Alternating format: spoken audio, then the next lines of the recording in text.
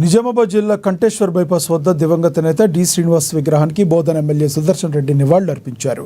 Nizamabad rural MLA Bhupathi Reddy, Congress నాయకులు ఎమ్మెల్యేతో పాటు ఉన్నారు. 2004 నుండి 2014 వరకు కాంగ్రెస్ పార్టీ అధికారంలో వచ్చేందుకు అనేక ప్రయత్నాలు చేసిన నాయకుడు ఆయన అని పార్టీకి ఆయన సేవలు మరువలేనివని కొనియాడారు. ఒక ముఖ్యమంత్రిగా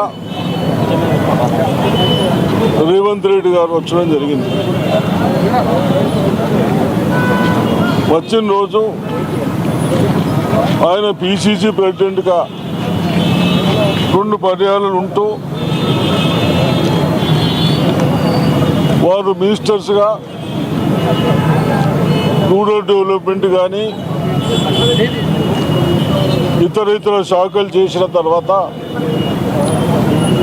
ఎక్కడైతే గ్రామాల్లో అభివృద్ధి కొరకు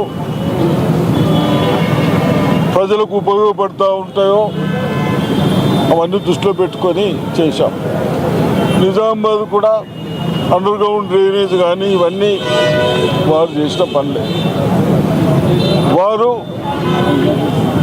ఎన్ఎస్యు ప్రెసిడెంట్తో చేస్తూ యూత్ కాంగ్రెస్ కానీ, ఎన్ఎస్యు ప్రెసిడెంట్ కానీ, పిసిసి అధ్యక్షులు కానీ, మినిస్టర్